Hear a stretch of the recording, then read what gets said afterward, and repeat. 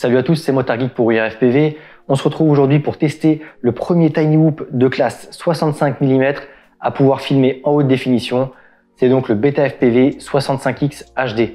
Comme d'habitude pour ce genre de petite review, ce qu'on va faire, c'est qu'on va passer sur le banc, on va le démonter ensemble et on va s'attarder un petit peu sur les caractéristiques techniques, même si je vous ai déjà fait un article très détaillé sur le blog. Tout au long de la vidéo, je vous mettrai des vols, donc en DVR et en 1080p. Et à la fin, je vous donnerai mon avis sur ce nouveau petit joujou.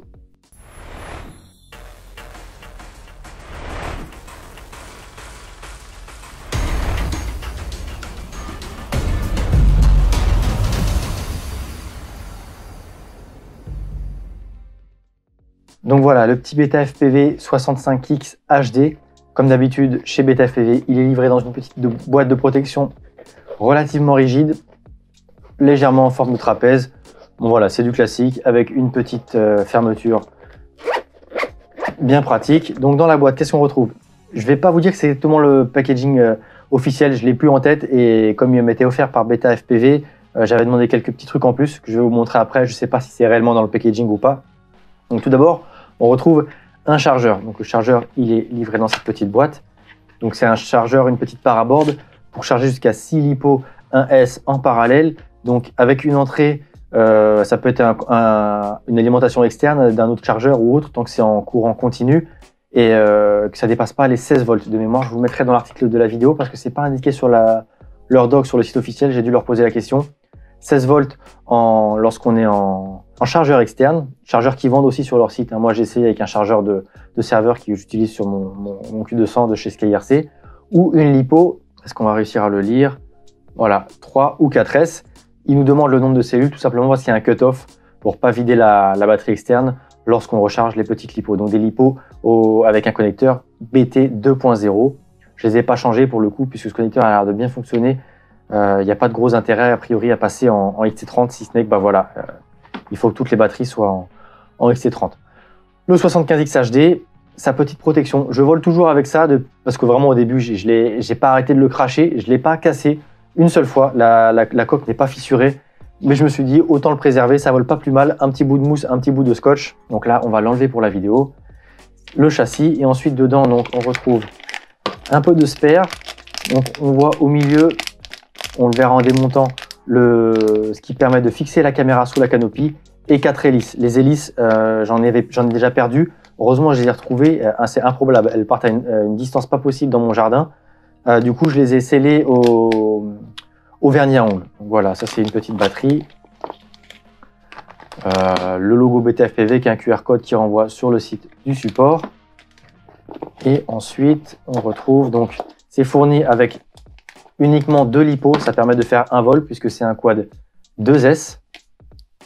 Voilà, 2 LiPo, donc connecteur, le nouveau connecteur BT 2.0 en 300 mAh 60C. Donc il y en a 2, hop, on les met de côté.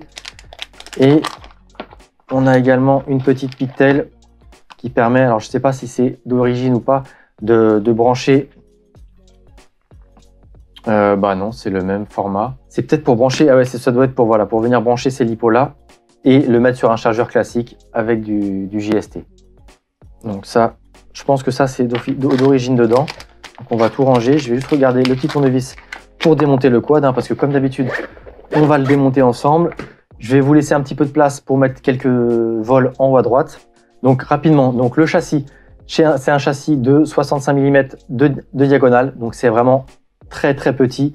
C'est le châssis du Meteor 65 qui a été allégé. On est là sur un châssis qui pèse à peine plus de 3 grammes. Franchement, il est très souple. Alors on peut voir que à l'intérieur, les hélices des deux côtés sont venues abîmer le châssis parce que bah, ça se plie. Mais je l'ai pas cassé. J'ai pas cassé une seule des barres et pourtant, je peux vous garantir, là, je l'ai reçu le lundi il y a 2 semaines déjà, donc ça fait 2 semaines que je vole avec.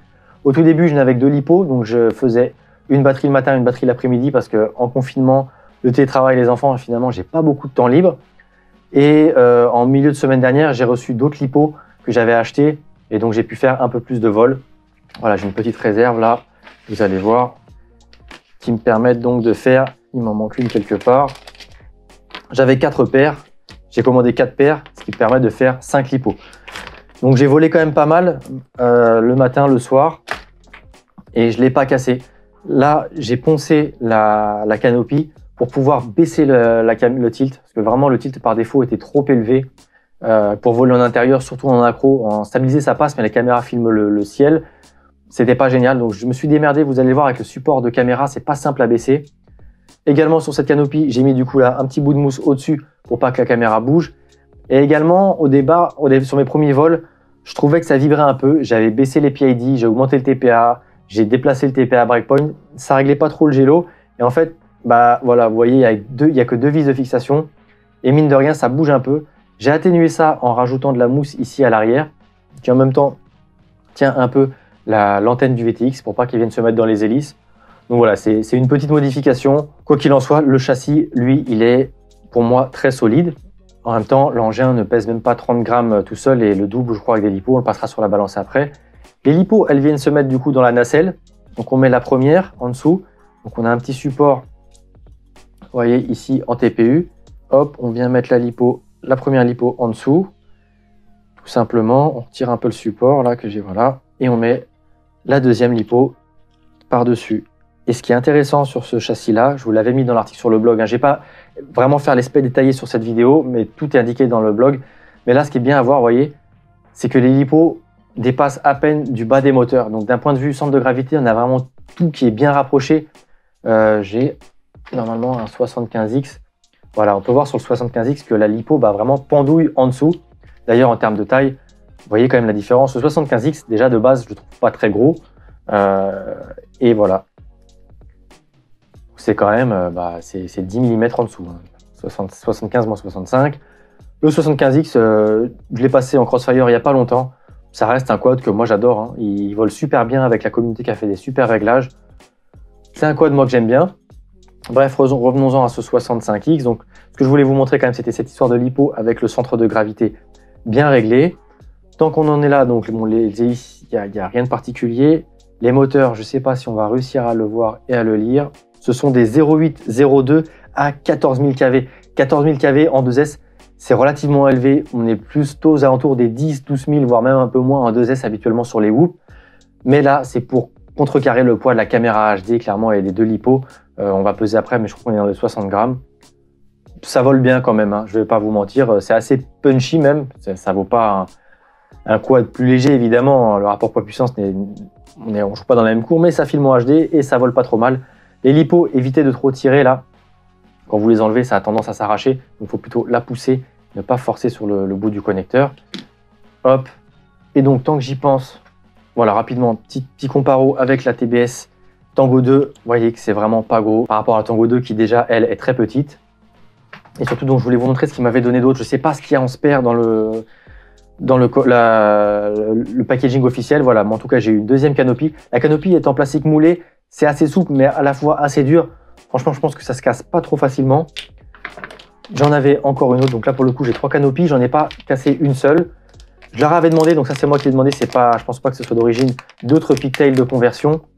Et également, je leur ai demandé des petits connecteurs si jamais en BT 2.0, si jamais je veux me faire d'autres lipos. Donc ça, je pense que c'est en vente sur leur site. Voilà, c'est tout ce qu'ils m'ont envoyé avec.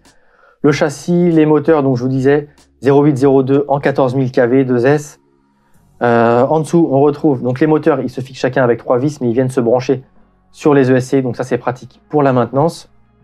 En dessous, on aperçoit le Nano Crossfire, donc ça c'est cool d'avoir le choix directement de l'avoir en Crossfire, pas besoin de le démonter, de se faire des petites soudures sur ces cartes, c'est livré en Crossfire d'origine pour ceux qui veulent. Je crois qu'ils font tous les protocoles, donc ça c'est plutôt cool.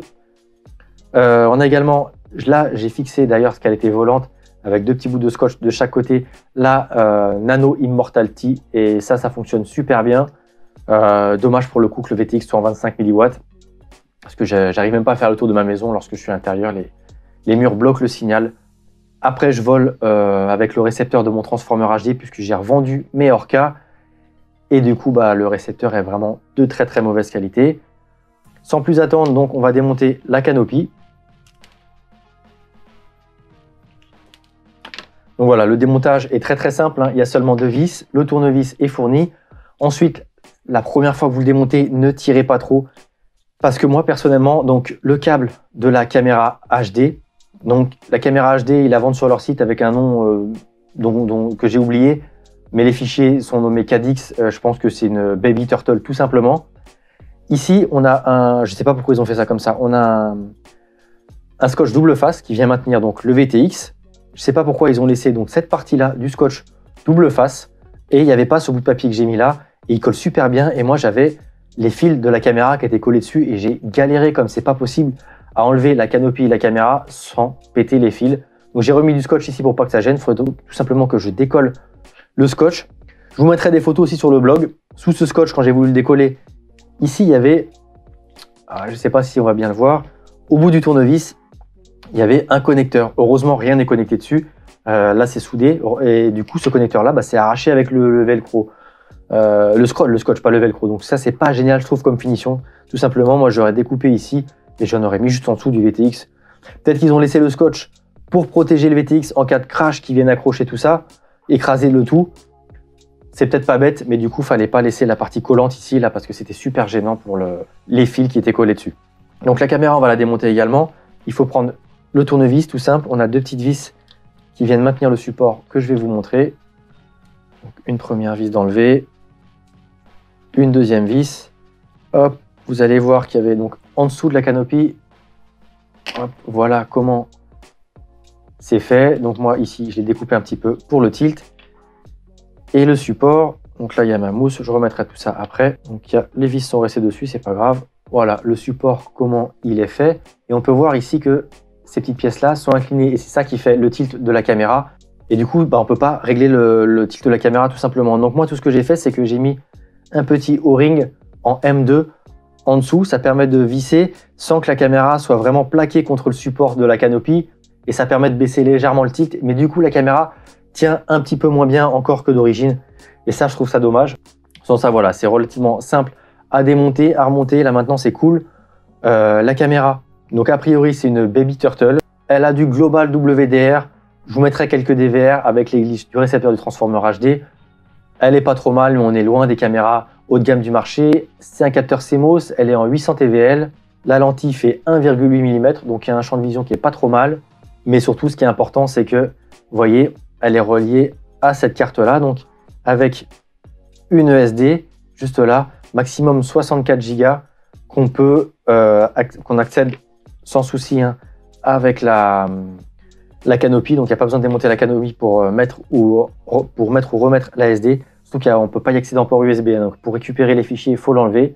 Juste à côté, on peut apercevoir un petit micro. C'est relativement propre. Vous voyez, là, c'est la petite carte au format, c'est du 16 par 7, c'est pas 20 par 20. Bref, j'ai plus le format en tête, je vous mettrai sur le blog. Mais ce qui est cool, c'est que cette caméra-là, elle enregistre en 1080p avec un son qui vaut pas le coup pour le coup. Mais c'est pas trop dégueulasse, le bitrate est pas mal. Et clairement, c'est le seul whoop de cette taille-là qui est capable de voler plutôt correctement et de filmer en 1080p. Et donc, comme les Turtles, on a un OSD qui est paramétré par défaut correctement sur l'AFC. Donc, il suffit de faire, lorsqu'on est désarmé, un stick droit. Et ensuite, on a l'OSD avec quelques réglages qui s'affichent. Je vais vous les mettre ici sur le DVR. C'est du réglage assez basique. Je les ai plus tous en tête. Ils s'affichent sur l'écran, libre à vous de les voir. Moi, ce que je trouve cool et qui était paramétré par défaut aussi, c'est l'enregistrement automatique. Sinon, il y a un petit bouton ici sur le côté. Même chose, qui est accessible sans enlever la canopie. Donc, c'est bien pensé. Personnellement, j'ai laissé l'enregistrement automatique, j'ai désactivé l'OSD de la Turtle. Voilà, il n'y a rien d'autre de particulier à faire. Et donc la Turtle, elle renvoie les images au travers de ce petit VTX de chez Beta FPV. C'est le M01 V2 et malheureusement, il est en 25 mW seulement. Et même si c'est la limitation officielle en France d'un point de vue législation, on va pas loin. C'est con, dès qu'il y a des obstacles ou quoi, c'est pas génial. Franchement, moi j'ai passé le petit Tineo Freestyle avec un nano VTX de chez TBS, donc qui émet à 400 mW avec la nano Lollipop et donc une antenne Crossfire aussi que j'ai mis à l'arrache. C'est pas une Immortality, elle arrive sous les bras. Voilà, on gagne en confort de pilotage et en portée. Et ça c'est plutôt cool. Donc vous voyez pareil, là, en termes de taille, il y a une belle différence. Donc voilà, le VTX 25 mW seulement, les canaux classiques dont la Race Band, le Smart Audio qui est configuré d'origine et qui fonctionne bien. Voilà, rien de particulier à ajouter sur ce VTX, donc qui est collé correctement collé sur la carte de la Cadix Turtle. Et en dessous, on a donc la FC. Je vais pas la démonter là pour le coup, mais vous avez déjà vu des démontages de boob sur la chaîne. Si ça vous intéresse, je pourrais vous remettre des liens dans la description ou dans les commentaires. N'hésitez pas à me le demander. Donc on est sur la FC F4 AIO 1 ou 2S de chez Beta FPV. Elle embarque donc c'est puisque c'est une F4, un processeur F411. D'ailleurs, la target Betaflight, c'est du Matek F411, flashé d'origine en 4.1. Les réglages qu'il faut pour que ça vole et que ça contrôle le VTX et la caméra. Par contre, les PID, c'est vraiment pas génial. Et donc, le gyroscope, c'est un MPU 6000. Comme d'hab, on a sur Betaflight un OSD. Il y a aussi un récepteur intégré FrSky D16 non compatible LBT pour ceux qui n'ont pas besoin de Crossfire ou d'autres récepteurs. Personnellement, j'ai encore une X9D et une X-Lite à la maison, mais clairement, je préfère avoir tous mes quads sur la Tango 2. Et donc, sur les réglages de l'AFC, je crois de base que de mémoire, le RPM filter est activé. J'ai juste mis mes rates sur toutes les vidéos que vous voyez. J'ai essayé de changer les PID, j'ai rien trouvé de bien, donc j'ai rien à partager avec vous pour le moment. C'est aussi un point que je trouve dommage, ils l'ont envoyé à des bêta-testeurs. Bon, il y en a qui volent vraiment n'importe comment, ça a été un peu inutile à mon goût. Mais je sais pas ce qui s'est passé, je sais pas si Mr. Steel, typiquement, qui avait fait une super vidéo qui était alléchante, a poussé ses réglages. Mais je trouve que c'est pas hyper précis et que ça vibrote un petit peu. Donc c'est pas hyper folichon d'un point de vue réglage. En tout cas, pas aussi bien que ce qu'a l'air de donner le Mobula 6 que j'ai pas testé. Mais en tout cas, Jérôme vous a fait le test sur le forum et ça vole vraiment super bien. Après, c'est pas le même poids, c'est pas la même tension d'alimentation. Voilà, il faut peser le pour et le contre. Là, on a un quad qui est plus orienté cinématique, mais cinématique avec quelques vibrations, c'est pas dingue non plus. Donc malheureusement, j'ai pas eu le temps de le tester en EmuFlight. Donc je pense que ce sera la prochaine étape. Et si jamais c'est bien, je vous partagerai ça soit en vidéo, soit sur le forum comme d'habitude. N'hésitez pas à nous suivre sur tous les canaux que vous suivez habituellement. Ça peut vous éviter de louper des informations. Et donc cette EFC, elle embarque des ESC, donc 4 en 1, des ESC 5 ampères qui peuvent burster jusqu'à 6 ampères en pic, je crois, pendant 10 secondes. Il tourne sous BLIS, donc c'est du D-Shot 600. Et de toute façon, je crois que les dernières versions de Betaflight ne font plus le D-Shot 1200, donc c'est pas spécialement gênant pour le coup d'être en BLIS. Et une chose est sûre, c'est que ce coup-ci en tout cas, contrairement, je sais qu'on a eu une seule fois une mauvaise expérience avec Beta FPV en termes de fiabilité, c'était sur le 85X. Tout ce que j'ai pu tester d'autres chez eux, généralement ça tient bien le coup. C'est le cas pour mon 75X. Et celui-ci, vraiment, je l'ai martyrisé. J'ai volé principalement à l'intérieur parce que c'est le but de ce quad-là. Je vous le dirai en conclusion, j'ai pas bien réussi à m'en sortir en accro. Et du coup, il a morflé et j'ai rien cassé aussi bien d'un point de vue électronique que canopy, que caméra, que moteur, que hélice. Oui, j'ai un peu de vernis là qui dépasse. Mais les hélices, voilà, avec le vernis, elles ne bougent plus. Voilà, c'est un quad qui est robuste. La dernière étape quand même, ça va être de le peser.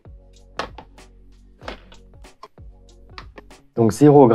Ce qu'on va refaire, c'est que on va mettre quand même tout ce que j'ai enlevé. Les O-rings, on les met pas, ça sert à rien. Il y a les deux petites vis qui tiennent la caméra, la canopy et le quad avec la caméra. Donc j'ai tout remis. Et on est sur 32 grammes. De mémoire, il est annoncé à un peu moins de 30 grammes. Certainement, là, c'est le Crossfire et l'Immortality qui viennent donner un petit peu de poids en plus. Donc 32 grammes plus la lipo. On passe de lipo. Je vous ai dit des bêtises, donc c'est pas le double, c'est pas 60 grammes, c'est 49 grammes en ordre de vol. C'est quand même beaucoup plus lourd que ce qu'on fait sur les whoops de 65 mm. Mais encore une fois, celui-ci, il embarque donc de la HD en enregistrement, pas en vol. J'ai hâte qu'on ait des petits quads comme ça qui puissent voler en DJI ou autre système HD quand ça sera démocratisé, puisque je suis passé pour le coup en HD récemment. Enfin, je sais en cours puisque j'ai pas reçu tout mon matériel. Le petit chargeur, donc je vais quand même vous le montrer rapidement.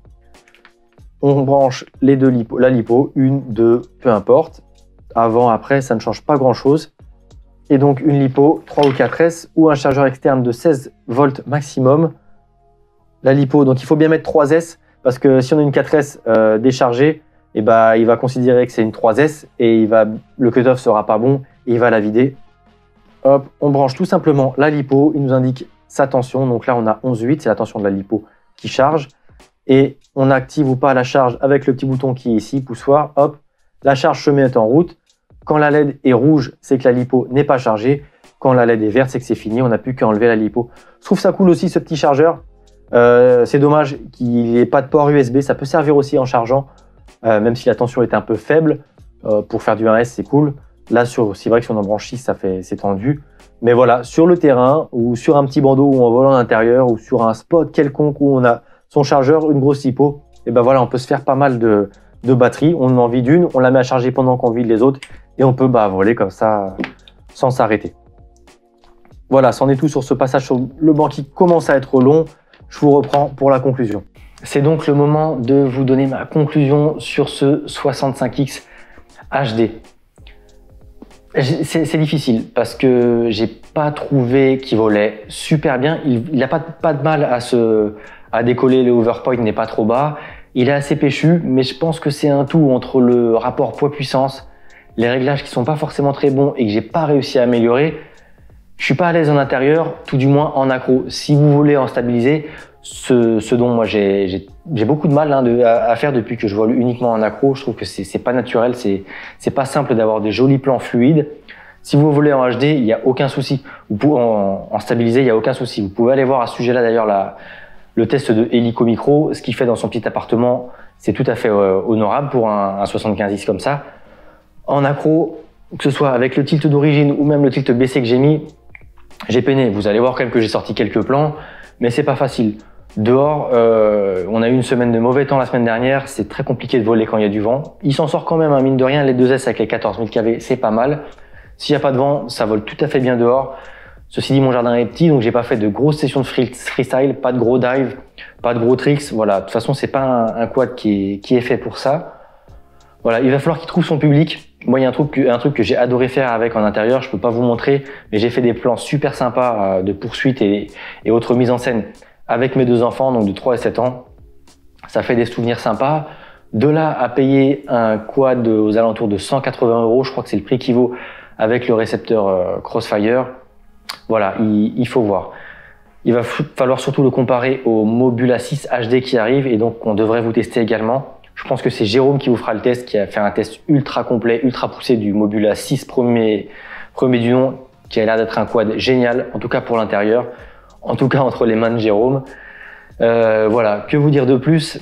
Ça va être compliqué, je pense aussi pour ceux qui font entre guillemets de la pure cinématique, les pros du montage vidéo, les mecs qui font ça pour leur métier également, qui s'orientent plus vers ce qu'on appelle des Dyson Mini, c'est-à-dire les 75X, 85X HD qui sont modés avec une GoPro Hero 6 naked, donc décarénée, dépouillée de tout superflu. Parce que là, du coup, il n'y a pas besoin de grosse puissance, de faire du freestyle et tout. On a une caméra qui est stabilisée avec Real Steady Go. En parlant de Real Steady Go, je vous le répète, si vous voulez le tester, on a un petit code WIRFPV qui vous offre une réduction et qui nous offre un pourcentage de commission. Donc c'est du gagnant-gagnant. Ça le fait un petit peu moins cher, je crois, aux alentours de 80 € au lieu de 100 €. Donc c'est pas mal à tester. Donc voilà, les Dyson Mini, ce sont des quads orientés cinématiques purement, qui sont aussi abordable à l'extérieur. Donc voilà, il joue dans une cour assez bâtarde, mais il a au moins l'avantage d'être le premier 65X Mini, 65X Tiny Whoop à pouvoir filmer en HD, donc je trouve ça plutôt cool. Voilà, après c'est du matos bêta FPV. Globalement, de toutes les expériences que j'ai eues en bêta FPV, elles ont été bonnes. On a eu quelques soucis de fiabilité sur certains modèles, mais généralement ça se passe bien. Le SAV, ça dépend des fois c'est rapide, des fois c'est moins rapide. Celui-ci, une chose est sûre, c'est qu'il est très endurant, très costaud, que ce soit le châssis, la canopie, la caméra, l'électronique intérieure. Vraiment dans ma maison qui est pourtant pas hyper petite, c'est plus grand, genre, je pense que l'appartement de chez Jérôme, qui vole super bien en Mobula 6, qui fait des grosses sessions freestyle. Moi j'ai eu du mal, je l'ai massacré, je l'ai cassé, je l'ai jeté dans les marches en voulant monter l'escalier en colimaçon. Je l'ai cassé contre les chaises en voulant passer dessous. Bref, voilà, j'ai pas été très bon en pilotage avec ce 65X HD. Et bizarrement, je suis plus à l'aise à l'intérieur avec mon 75X HD, qui, ceci dit, est pas mal tuné. Voilà, donc il va falloir voir si je peux faire quelque chose de mieux d'un point de vue tuning. En tout cas, c'est un pur plaisir de pouvoir le voler en Crossfire d'origine. J'ai pas eu besoin de le dépouiller, de le démonter, d'y souder un récepteur. BTFPV nous offre le choix et je trouve ça cool. Même si on peut pas aller loin avec l'émetteur vidéo de 25 mW. Voilà, j'ai pas à changer de radio. Celle-ci est très confortable, elle me plaît bien. Voilà, il n'y a pas besoin d'aller loin, il n'y a pas besoin d'avoir un signal fort en RF pour la radio quand la vidéo n'est pas bonne. Mais bon, voilà, c'est juste un confort d'avoir une seule radio pour tout faire. C'est pas une question de portée. Voilà, je crois que je vous ai tout dit. La vidéo va être un petit peu longue en fonction du temps. Je vous mettrai peut-être un vol en Full HD juste avant le générique. Sinon, je vous mettrai comme d'habitude dans la description de la vidéo des rushs, que ce soit des DVR ou de la Cadix Baby Turtle.